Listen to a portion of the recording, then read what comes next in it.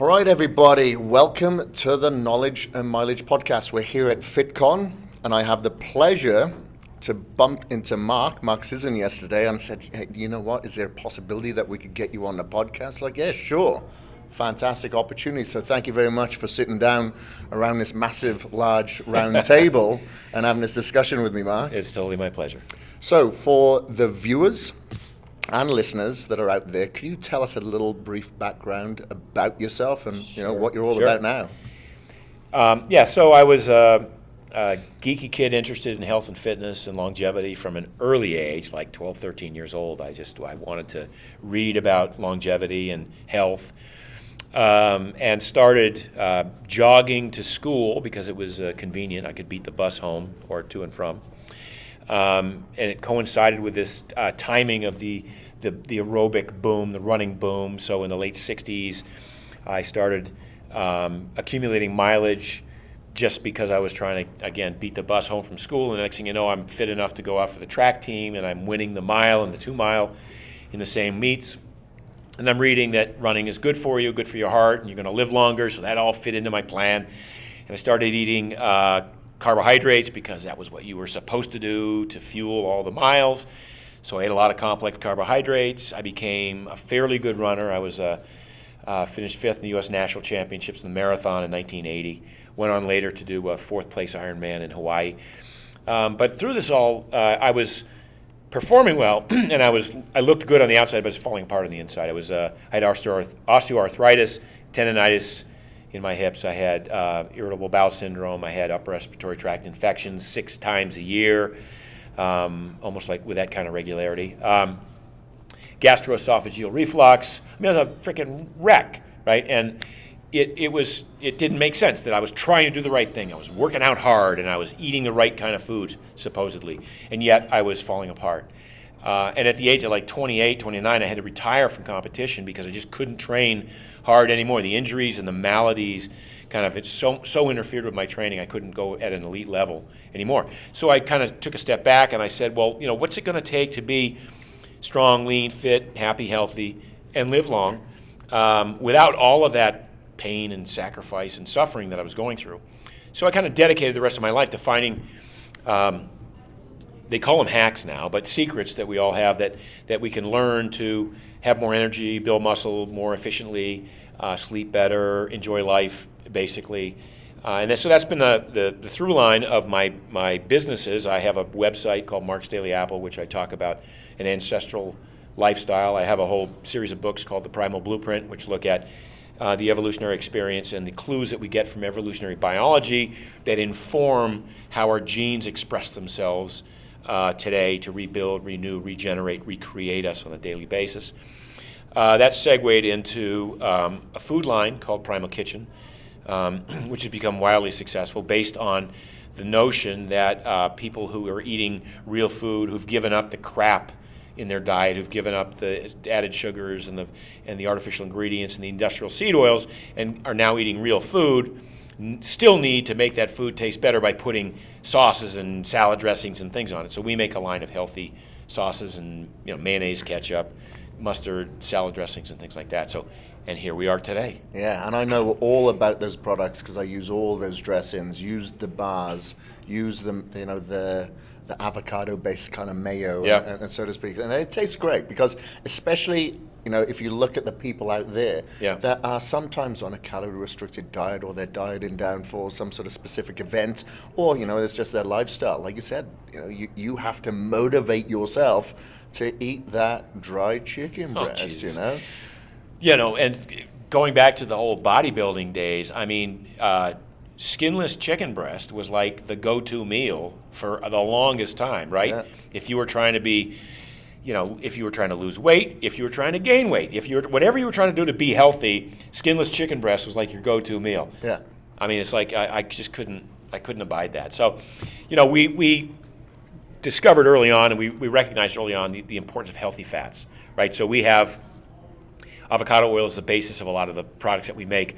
But the understanding is the body needs fat. You should not avoid fat. You should just avoid trans fats and hydrogenated fats and oils and industrial seed oils like corn oil, soybean oil, canola oil. But other fats and oils like Butter is great. Real butter is great. Ghee, coconut oil, avocado oil, extra virgin olive oil. These are healthy fats that we ought to be actually incorporating more of in our diet. So, our mission is to make healthy eating exciting and fun again. And you just got to educate the consumer, because a lot of them are still basing their beliefs around the old food pyramid. Yep. When, in the 80s we were told, yes, you should have cornflakes for breakfast. Don't have your full fats. Yet, if I look at my grandfather's diet, he's 93 years old. Every morning he's having the eggs, he's having the yolks, he's having lamb every day, he's having the steak. Jeez, I'm coming over to his house. Yeah, it's good, but a lot of people would frown upon that. Yeah. Think, that is bad for you. But the same people are going out and eating the healthy microwave or TV dinners where there's 66 ingredients on the back. So a lot of it comes down to education, because it's very easy for us to assume people know what to eat, but then you go out into some smaller villages and it takes time to catch up. However, you've got some islands, like Sardinia, and they're way ahead of the curve. For sure. Yep. So it all comes down to the educational base at the end of the day.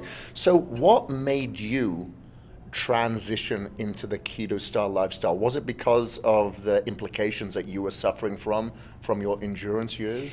Well, it started out because I was really interested in achieving a level of performance without having to work so hard.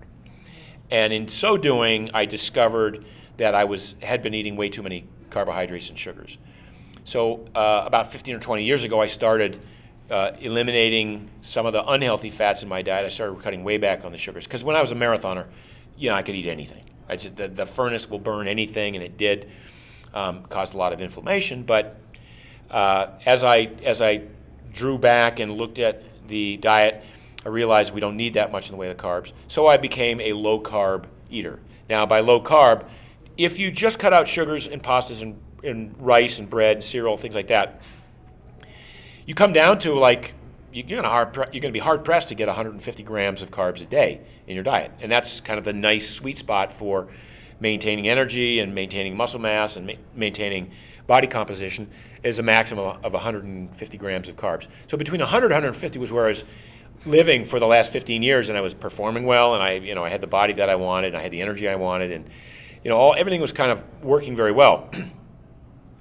But I read about the keto diet, and I read enough research that I thought, well, as a experimenter, as a researcher, as a guy who's interested in performance, as a guy who's interested in maybe looking at what the next level is, let me try this keto thing and see if it works. So I went keto for 60 days, and it was quite eye-opening. I actually put on a little bit of muscle. I lost a little bit more body fat, and I didn't have that much to lose. I had a little bit more energy. I slept better. All the things that they talked about, I noticed a difference. So I thought, if this is something that, my life was fine. I didn't need to make a change. I just sort of chose to try this out as a means of experimenting, and it worked. So I thought, if I had that experience and I had those results, imagine how many tens of millions of people could benefit from knowing about keto, not necessarily living the rest of their lives keto, but using it as a tool to achieve metabolic flexibility, right? Is using it as a tool to kind of tune up their mitochondria and make their fat burning a little bit more efficient and make them less reliant on carbohydrates and less reliant on glucose. And so that became the background for the book that I wrote, The Keto Reset Diet.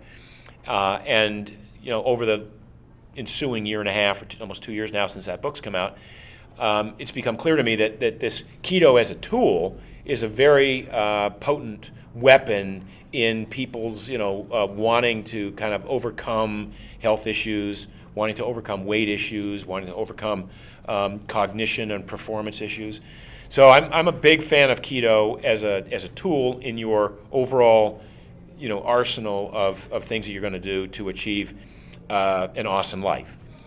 What I'm saying is, I love keto, but I don't live keto. I'm in and out of ketosis on a daily and sometimes weekly basis.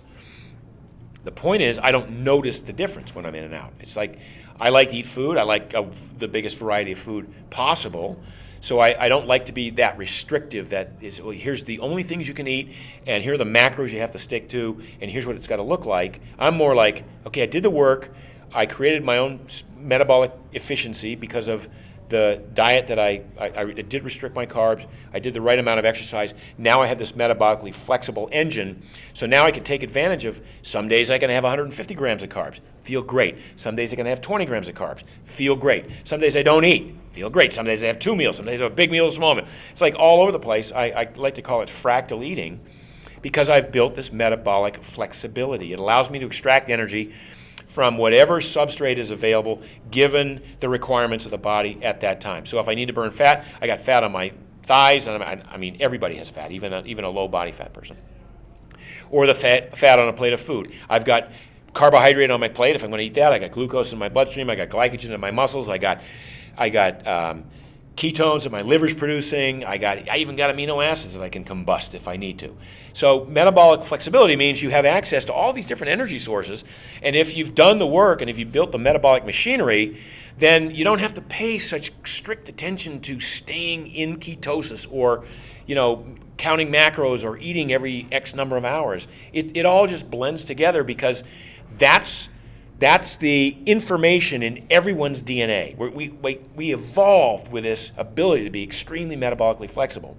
We just all lost the skill over the years. So does it take a while for somebody to become metabolically flexible? Like, do they have to go into ketosis for like 8 weeks or something prior so they're actually flexible in that sense? That's part of the reason that I suggest that you do, 6 weeks or 8 weeks or whatever, and you use it as a tool.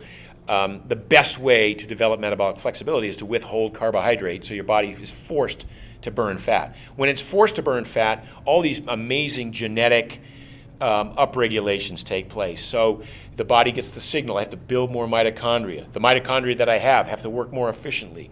I've got to create enzyme systems that take fat out of storage and make it more readily accessible to the mitochondria. And so you build this fat-burning machinery, and you really only burn it in the absence of carbohydrates. So yes, you sort of have to do that keto period for a while.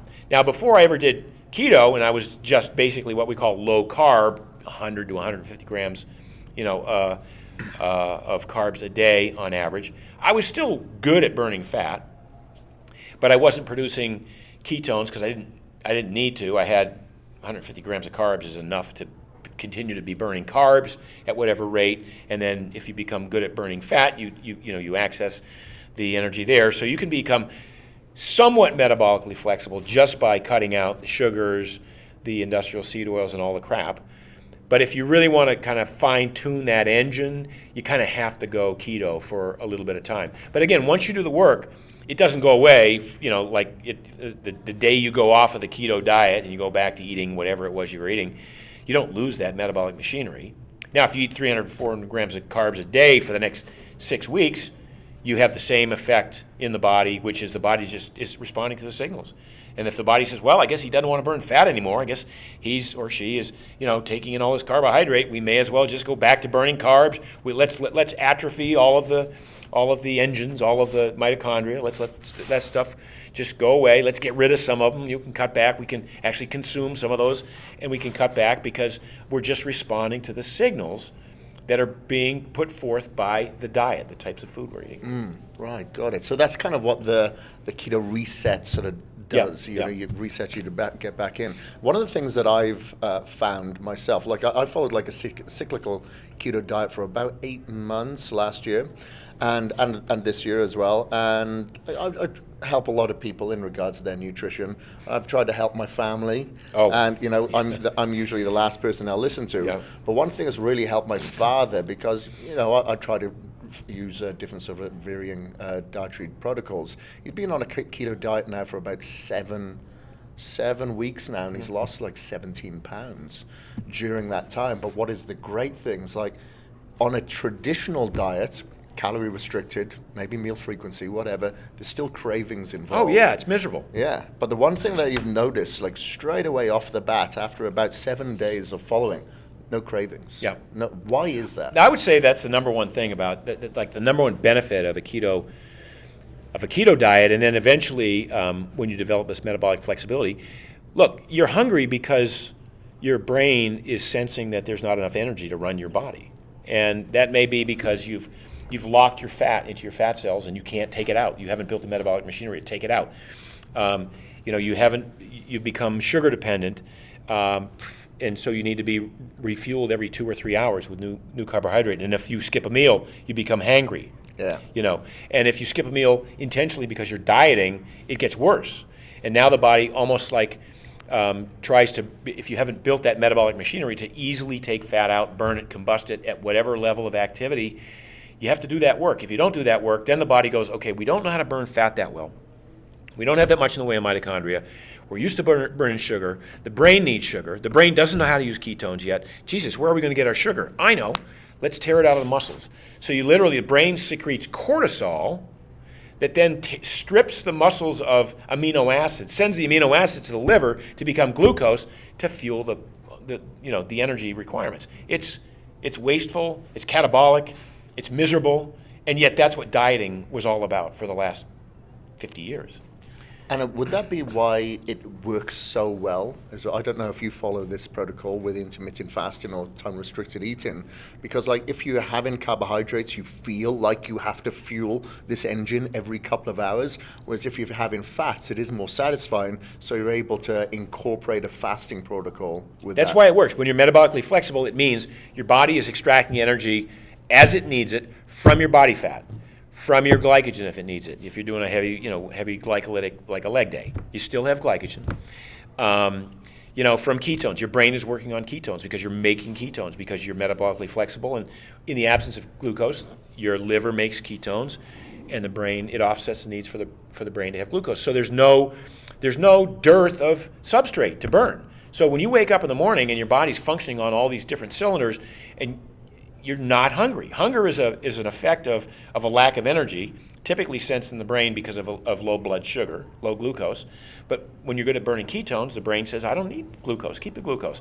Ketones are always being manufactured internally, but you don't need to eat the ketones. You actually take the fat out of storage. I'm doing an example here using my jacket. You send it to the liver it makes ketones, the ketones feed the brain. It's like a closed loop.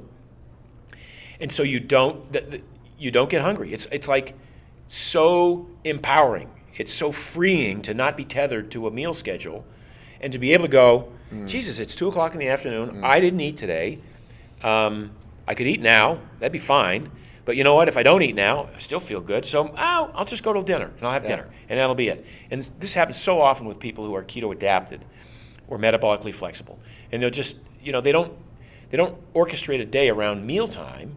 If it's convenient, if they're hungry, they'll eat. If they're not hungry or it's inconvenient, no, I don't need to eat. And it's not like, oh, I don't need to eat, and Jesus, what am I going to do? It's like, no, I feel fine. I have a friend who eats 1 meal a day. He's been keto for 10 years. He's fit, he's strong, he's a very successful business person. And I was interviewing for the book a while back, and I said, Todd, 1 meal a day, that's something else. I mean, not many people could do that. He says, yeah, it's it's just I just don't have the time to eat, and I don't feel like eating, and I'm not hungry, and 1 meal a day does it for me. And I'm thinking to myself, well, you must have to be really mindful about how much you eat. He says, yeah, I have to be really mindful about how much I eat. And I'm thinking, you have to be mindful that you don't overeat? He's like, no, I have to be mindful that I eat enough because I'm just not hungry. And, I don't, people might listen to this and go, wait a minute, I mean, I love to eat. And why would you ever not want to eat as much as you could get away with? Eating is great. Look, I love eating. I love every bite of food I put in my mouth must taste great. It's got to be a great experience. But I know when I'm done. I know when I've had enough. You have a piece of cheesecake this big, right? And somebody serves it up to you, and you think, well, that's a serving, so I guess I get to finish the whole thing, right? Not necessarily. You take one bite, it's fabulous, 100%, right? Second bite, still fabulous, 90%. Third bite, it's pretty good, 80%. The rest, from there on, it's like, now you just have a contest with yourself to see how gluttonous you can be, versus getting the experience of this very decadent, rich dessert. How many bites is sufficient for you? For me, it's 3 or 4. For somebody else, it might be 5 or 6. Somebody else, it might be 1. But it's not 75 bites of cheesecake, right? But people tend to think in terms of what can I get away with, and how much food can I eat and not gain weight, or how much food can I eat and not have not be sick to my stomach when I go to bed tonight. Or that's the wrong way to look at things. When you pull back and you go, look, most of our addiction to food happens because the brain says food's going to make me feel better. It's going to improve my energy or whatever. If you can untether yourself from that to where hunger only happens sort of mildly, and by the way, you still appreciate every bite of food you eat. It's like that part doesn't go away. That part even gets better. It's just a question of how much, right? So this thing that your father's experiencing about the diminution of hunger and appetite and cravings, it's huge. It's like a life changer for a lot of people. Yeah, I noticed the same thing because you tend to appreciate your food a lot more. Like I would generally fast until about 4 o'clock. And when I'd break that fast, I'd usually break it with like raw vegetables, and then I'd add cooked vegetables or salad, and then my protein, and then my fats. Usually proteins and fats together, but I'd have the salad or the raw and cooked vegetables first. And I become addicted to salads. Yeah. I just loved them because the thing is, when you're breaking your fast, you know that your uptake of those nutrients is going to be enhanced. So you want to make sure that you are enhancing that experience with good micronutrients and your macronutrients.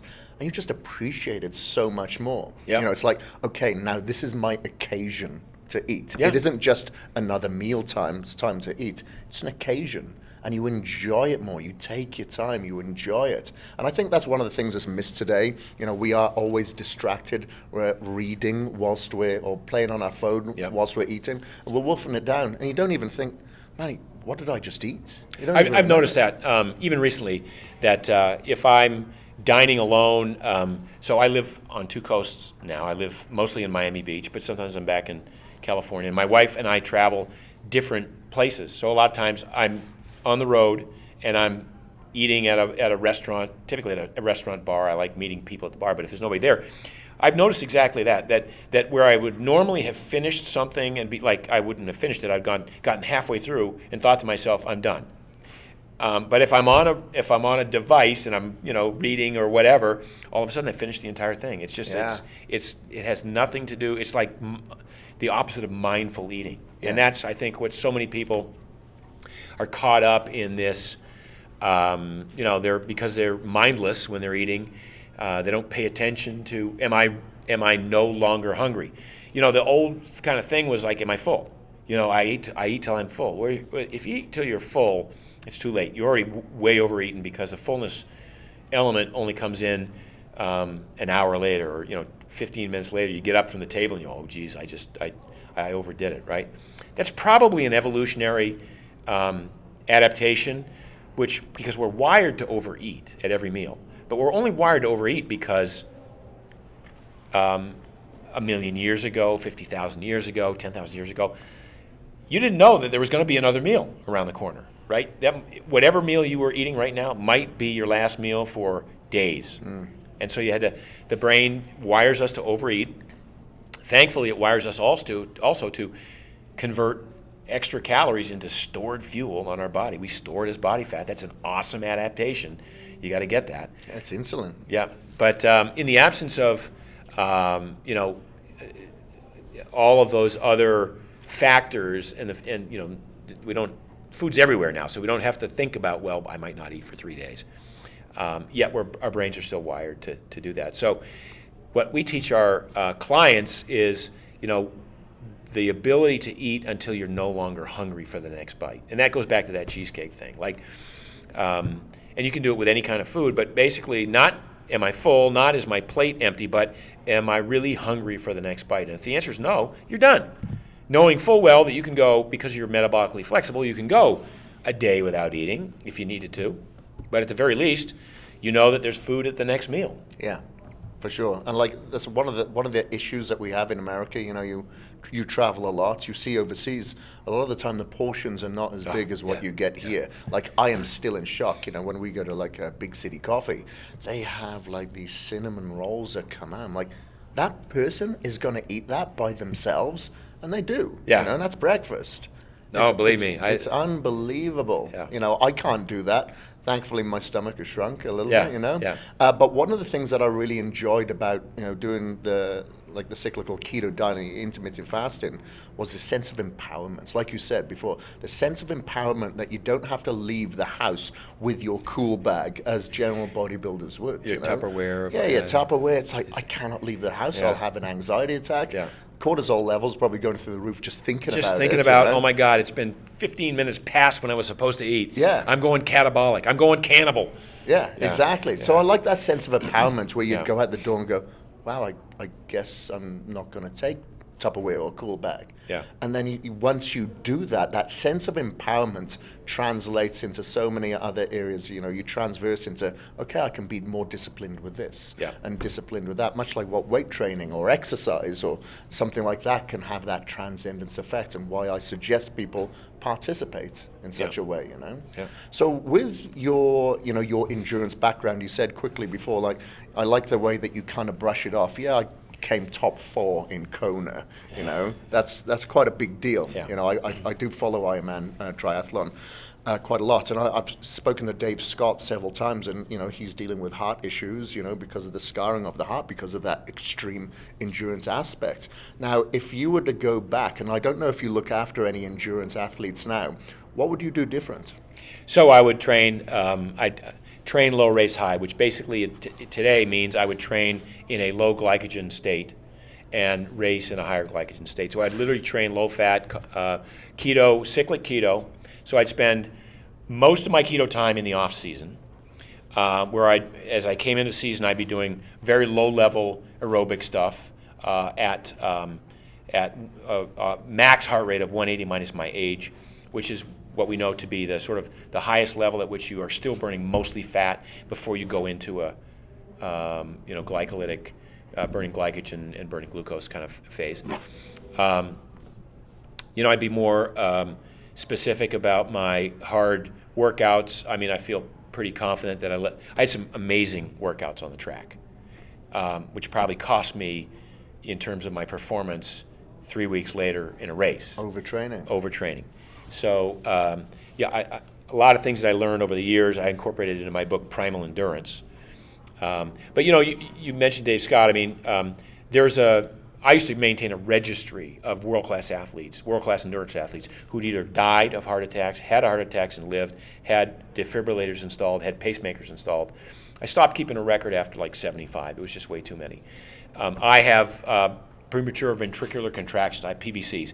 I have a thickened left ventricle look, it's like I ran my heart to max at least 3 to 4 times a week for nearly 30 years. Imagine if you went to the gym and you said, I want big biceps. So I'm going to do, on my hard days, I'm going to do hard days 4 days a week, and I'm going to do 300 repetitions of 75 pounds on the curls, 4 days a week. And on the off days, I'm just going to do 100 repetitions of 50 pounds. And what's going to happen to your biceps? They're going to shred, right? But they're not going to let you do it because the biceps have all these sensors that go, stop, man, I can't. The heart doesn't have that. The heart is like a response organ. It's a demand organ. It's like the heart goes, okay, what's going on in the body? What are the signals? Oh, geez, this fool's deciding he's going to run hard. Got to pump more blood. So the heart has to work according to the demands placed on it by a cognizant beast who decides to do extra work. So the heart has no say in the matter, and over years and years and years of all of that constant pumping, it expands, and by expanding, it gets the ventricle, then the left ventricle in particular, gets thicker. In my case, it affected the innervation, so if my heart rate gets above 90 beats a minute, it starts to go into a spasm where it skips. Every third beat is a skipped beat. It's annoying. It's scary, and so I take a calcium channel blocker for it, which keeps it under control, but prevents me from ever really, competing at a high level again, which is a good thing. Yeah, it keeps you at bay. It's my excuse. Right. Okay. So, what is next now? Obviously, you've got your daily blog, your daily Apple, and you've obviously got a great plethora of books out there as well for, like you said, Primal Endurance, Primal Blueprint, and the Reset as well. Are you are you going to expand upon that? You're going to continue to write more books? I probably have a book every year for the next 5 years. Oh, really? Yeah, so I have one coming out this year called Keto Longevity, and it's basically a manual on how to live longer using a keto template. Again, not living keto as much as using keto as a tool. Keto has become sort of the vernacular around low carb now. It's not, even when I'm talking about keto, I'm not even talking about being in ketosis all the time. I'm talking about a ketogenic diet. Ketogenic means it's generating ketones, some level of ketones. Ketosis seems to indicate that you are generating an excess of ketones. And so when you're in ketosis, you're producing so many ketones that you're peeing them out, you're expelling them out in your breath or your sweat. That works for some people, but eventually the body becomes wise to this loss of energy and says, we're going to pull back and we're just going to make enough ketones to fuel the brain. Right. And so it settles into this nice little pattern of being able to make ketones according to the demands of the brain whenever glycogen is low or glucose is low. So it's not so much that you're in ketosis all the time, it's just that you're using a ketogenic eating strategy to manipulate and to have access to all these different energy substrates and to be metabolically flexible and metabolically efficient. Right. So with that, I'm assuming that you don't use any exogenous ketones or ketone esters or anything like that. Yeah, I do, but here's what happens. This is really cool. So I use them in advance of my ultimate Frisbee game. I play ultimate once a week. Now, ultimate is, in my case, it's 2 hours of sprinting against 20-somethings, back and forth in a field chasing the disc. And if you're either trying to catch it or trying to knock it away if you're on defense. And because I've done the work and because I've built the metabolic flexibility, I'm good at burning ketones. I'll just use that the way I used to use Gatorade. Now, having extra ketones in my bloodstream, by the way, it doesn't even necessarily impact my muscles that much, but it keeps my brain ready to go again and go again and go again. Because one of the reasons we hit the wall in endurance training and sometimes in even more of the glycolytic events, MMA, full rounds of MMA, is because the brain runs low on glucose, and the brain says, nope, we can't do this anymore. People used to think it was like, well, you run out of glycogen in your legs, that's when you hit the wall. But a guy named Tim Noakes sort of came up with this theory, the central governor theory of the brain, which is the brain governs all this stuff. And so when you're actually hitting the wall or bonking, as they call, it's not so much that your muscles are out of glycogen, it's that your brain is so low on glucose, the brain perceives that it's inappropriate to keep going anymore. Right? So what ketones do is, because your liver produces ketones and it doesn't really run out of ketones, when you're in that same situation, and the brain, as long as the brain has ketones, the brain goes, yeah, there's still 175 grams of glycogen in the legs. We can keep going. And so you have this ability to override that low blood sugar thing that happens with a normal brain. You're able to sort of override that emergency governor that would throttle you back a little bit and keep going at a higher level. Got it. That's interesting because I don't know if you're into Formula One at all. I watched some of the documentary that's on Netflix at the moment called Formula One. Yeah, some of those guys are doing keto now. Yeah, well, I'm not surprised because I think it was in a Japanese Grand Prix where they said it's 2 hours. It's the most arduous race of the season because of the humidity, the heat. But it's because the racetrack is so narrow, the brain gives out before the body, and you just lose concentration. And then one mistake, you're out. And I'm sure going on like a keto diet, but using maybe the keto esters with it, if they are flexible, would be a huge advantage for them. I would think so. Yeah. Yeah. Okay. Well, anyway, thank you very much for joining me, Mark. This has been an awesome experience. It's been great learning from you, and I'm sure our viewers are going to have a lot of questions. So please do ask us questions, and we'll put all the links to your books and your websites and everything in the show notes. Awesome. Appreciate your time here, Yeah. buddy. Thanks, man. Thank you very much, man. All right. Thank you.